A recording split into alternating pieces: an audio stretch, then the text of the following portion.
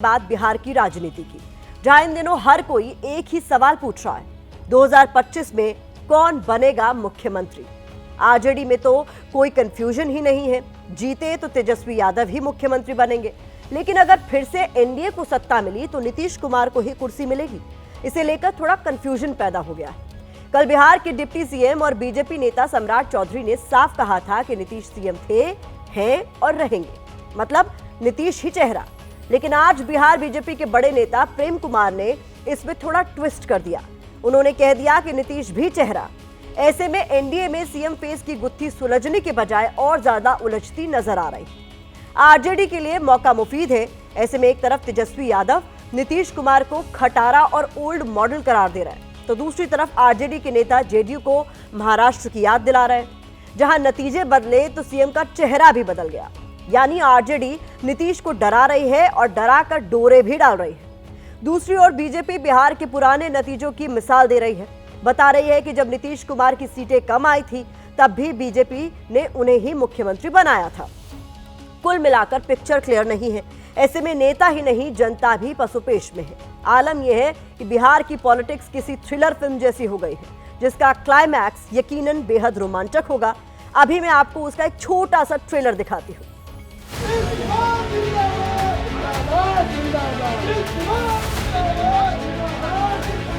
अब नीतीश कुमार जी दोबारा बिहार के मुख्यमंत्री नहीं बनने जा रहे। अब उनका समय पुराना हो चुका है। Nitish ji is old model. उनके कुशल नेतृत्व को कोई चैलेंज नहीं, आज भी और कल भी रहेंगे। बिहार विधानसभा चुनाव 2025 नीतीश कुमार जी के नेतृत्व में हम लड़ेंगे चुनाव जाकर। जिस तरह से महाराष्ट्र में हुआ, वही दूसरा एकनाथ शिंदे नीतीश बाबू होने जा रहे हैं। जिनके नेतृत्व में लड़ने जा रहे हैं बिहार, वो नीतीश कुमार जी का नेतृत्व है और हमारा स्लोगन है 2025 फिर से नीतीश। उनका काम है ना, उनका पार्टी के कौन रहेगा नहीं रहेगा वो जाने, वो लोग सब पूछिए।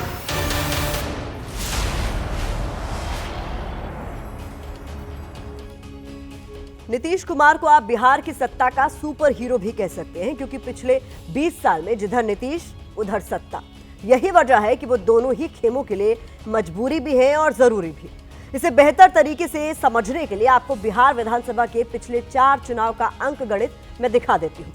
सबसे पहले 2020 यानी पिछला चुनाव, जब नीतीश बीजेपी के साथ थे, तब एनडीए को कुल 125 सीटें मिली। इनमें बीजेपी को 74 और जेडीयू को 43 सीटें मिली। 8 सीटें अन्य के खाते में गई। वोट शेयर की बात करें तो बीजेपी को 19.5%, जेडीयू को 15.4% और अन्य सहयोगियों को 2.4% वोट मिले। अब जरा 2015 के नतीजे देखिए। जब नीतीश आरजेडी के साथ थे, तब महागठबंधन को कुल 178 सीटें मिली। इनमें आरजेडी को 80, जेडीयू को 71 और कांग्रेस को 27 सीटें मिली। वोट शेयर के लिहाज से आरजेडी को 18.4%, जेडीयू को 16.8% और कांग्रेस को 6.7% वोट मिले। ये आंकड़े सिर्फ जीतने वाले गठबंधन के हैं। अब अगर 2010 की बात करें तो उस चुनाव में नीतीश बीजेपी के साथ थे और तब एनडीए को कुल 206 सीटें मिली। इनमें बीजेपी को 91, जेडीयू को 115 सीटें मिली। वोट शेयर की बात करें तो बीजेपी को 16.5% और जेडीयू को 22.23% वोट मिले। वहीं नवंबर 2005 में जब नीतीश बीजेपी के साथ थे, तब एनडीए को कुल 143 सीटें मिली। इनमें बीजेपी को 55, जेडीयू को 88 सीटें मिली। जबकि वोट शेयर के लिहाज से बात करें तो बीजेपी को 15.7% और जेडीयू को 20.5% वोट मिले। इन चारों चुनाव में एक कॉमन फैक्टर है, हर चुनाव के बाद सीएम नीतीश ही बने। इस दौरान उनके पास कम से कम 15% वोट अटूट रहा और ये वोट ही बिहार में सत्ता की कुंजी और गारंटी है।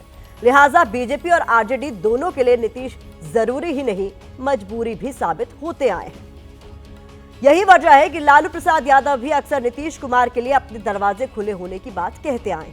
लेकिन नीतीश है कि 2024 के लोकसभा चुनाव बाद एक बार नहीं बल्कि कई बार प्रधानमंत्री नरेंद्र मोदी के सामने अब और इधर उधर नहीं करने की गारंटी दे चुके हैं। इसकी एवज में पीएम ने भी हाल ही में उन्हें लाडला सीएम कहा था। लेकिन सिर्फ तारीफ से काम नहीं चलने वाला है। ऐसे में जेडीयू को बीजेपी की तरफ से नीतीश कुमार के लिए सीएम पद की गारंटी चाहिए और ये मांग कोई और नहीं बल्कि नीतीश के बेटे निशांत कुमार कर रहे हैं, जिनके खुद भी राजनीति की पिच पर उतरने की अटकलें जोर पकड़ने लगी हैं। आप मीडिया के माध्यम से इस राज्य के सारे युवाओं को, वृद्ध उम्र के हर तबके के लोगों को आह्वान करते हैं कि वोट करें। विकास किया है पिताजी ने, एनडीए भी घोषित करें और हमारे जेडीयू भी कार्यकर्ता, सारे नेता सब मिलकर घोषित करें। एनडीए भी घोषित, सीएम है और सीएम के उनके नेतृत्व में हमारी सरकार बने, फिर से विकास का क्रम जारी रखें। चर्चा ये हो रही है कि आप राजनीतिक में आना। अरे चलिए,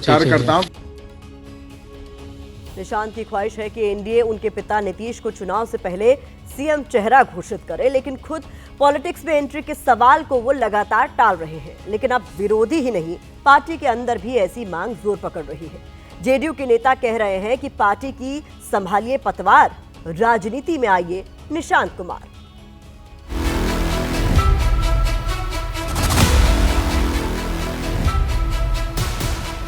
जदयू में या भाजपा में कुछ लोग मीटिंग पे मीटिंग कर रहे हैं कि नीतीश कुमार जी के बेटे ना आए। लोकतंत्र के धरती पर जन्म लेने वाले लोकतंत्र के तपस्वियों को कोई रोकने की औकात नहीं है, किसी की ताकत नहीं है। नीतीश कुमार जी को तय करना है आगे की राजनीति में किनको लाना नहीं लाना, यह उनका व्यक्तिगत फैसला है। नहीं आएगा ना तो भगदड़ मच जाएगा, कोई किसी को मानेगा नहीं। एकदम आना चाहिए, सभी को राजनीति करने का हक है। वो निशांत आ रहे हैं तो ये हम लोग के लिए बहुत खुशी की बात है, हम लोग बहुत खुश।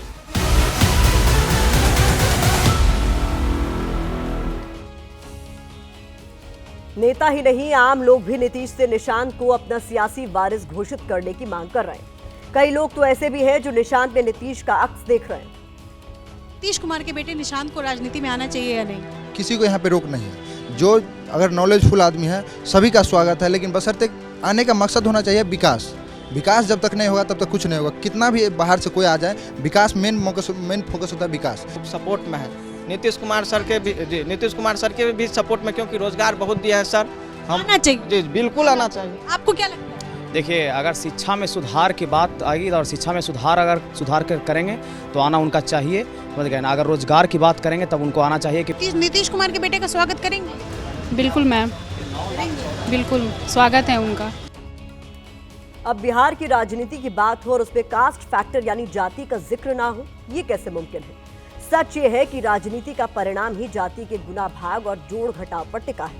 यही वजह है कि चुनावी माहौल में हर नेता अपनी अपनी जाति की ताकत दिखा रहा है। इसमें सबसे नया नाम जीतन राम मांझी का है, जिन्होंने पटना में आज दलित समागम किया। इसमें आए तो नीतीश कुमार भी, लेकिन सिर्फ चेहरा दिखाकर चलते बने। ऐसे में आइए बिहार की राजनीति में जाति का नया हिसाब किताब समझते हैं। पटना में दलित समागम हुआ। जीतन राम मांझी मेजबान थे। मेहमानों में नीतीश कुमार भी थे, जो आए भी और मंच पर सिर्फ 2.5 मिनट गुजारने के बाद चले भी गए। इसी में उनका 18 सेकंड का संबोधन भी शामिल है। मैं आप सब लोगों का नमन करता हूं। आज पार्टी की मीटिंग हो रही है, इसके लिए बधाई। और उसी के बारे में मुझको जानकारी मिली तो हम यहाँ आकर के सबको बधाई देने के लिए आए हैं। इन्हीं शब्दों के साथ मैं आपको बधाई देकर के अपनी बात समाप्त करता हूँ। बहुत बहुत धन्यवाद। क्या वजह इतनी भर है? या नीतीश और मांझी के गिले शिकवे अभी दूर नहीं हुए हैं? दोनों नेताओं में खट्टे मीठे रिश्तों का दौर 2014-15 से ही जारी है, जब नीतीश ने ही मांझी को मुख्यमंत्री की कुर्सी पर बैठाया भी और उतारा भी। खैर, वो दौर गुजर चुका है। अब दोनों एक बार फिर एनडीए की छतरी के नीचे हैं। फर्क सिर्फ इतना है कि मांझी की अपनी पार्टी हम वजूद में है, जिसके वो इकलौते लोकसभा सांसद और केंद्र में कैबिनेट मंत्री भी हैं। लेकिन अब बिहार में चुनाव करीब है, ऐसे में गठबंधन में ज्यादा से ज्यादा सीटें हासिल करने की जुगत लगाई जा रही है। मुमकिन है कि इसी मकसद से मांझी ने ये दलित समागम किया हो, क्योंकि बिहार में अनुसूचित जाति की आबादी 19.65% है। इनमें मांझी की जाति मुसहर की तादाद 3.08% है, जबकि एनडीए में ही शामिल चिराग पासवान की जाति की आबादी 5.31% है। आबादी के हिसाब से चिराग पासवान का पलड़ा भारी है, जिनकी पार्टी एलजेपी के लोकसभा सांसद भी 5 है। अंतर इतना है कि 2020 के विधानसभा चुनाव में चिराग एनडीए के साथ नहीं थे, जबकि मांझी 7 थे, जिन्हें गठबंधन में लड़ने के लिए 7 सीटें मिली थी। लेकिन इस बार उनकी मांग इससे तिगुनी ज्यादा है। वो पहले ही 20 सीटों पर दावा ठोक चुके हैं और अब दलित समागम के जरिए इस मुहिम को आगे बढ़ा रहे हैं। कौन पार्टी ज्यादा नेतृत्व दे सकता है, जिसको सहयोग देने से अपना हक ले सकते हैं, वैसे लोगों के पक्ष में एक होकर के हमारा दलित समाज मतदान करेगा। ऐसा नहीं है कि एनडीए कैंप में ही जातीय गोलबंदी चल रही है, महागठबंधन की तरफ से भी इसकी पुरजोर कवायद चल रही है। इसी महीने की 9 तारीख को पटना में आरजेडी विधायक रणविजय साहू ने तेली हुंकार रैली का आयोजन किया था, जिसमें तेजस्वी यादव ने भी शिरकत की थी। तेली समाज बीजेपी का कोर वोटर माना जाता है, लेकिन आरजेडी की सेंधमारी की कोशिश से बीजेपी अलर्ट हो गई और नीतीश मंत्रिमंडल के विस्तार में फौरन तेली समाज के विधायक मोतीलाल प्रसाद को जगह मिल गई। आमतौर पर कुर्मी वोट बैंक पर नीतीश कुमार का एकाधिकार है, लेकिन इसी 19 फरवरी को बीजेपी विधायक कृष्ण कुमार मंटू ने कुर्मी एकता रैली की, जो कभी जेडीयू में ही थे। इस रैली में नीतीश कुमार को भी आना था, मगर वो आए नहीं। इस सम्मेलन की सफलता का असर कहिए या फिर गठबंधन की केमिस्ट्री में जाति का फॉर्मूला, 26 फरवरी के मंत्रिमंडल विस्तार में कुर्मी नेता कृष्ण कुमार मंटू को भी जगह दी गई। जाहिर है असली मकसद सत्ता है, जिसके लिए A to Z यानी हर जाति का समर्थन जरूरी है, और यही वजह है कि बिहार में सत्ता के दावेदारों के बीच जातीय रैलियों की होड़ मची है।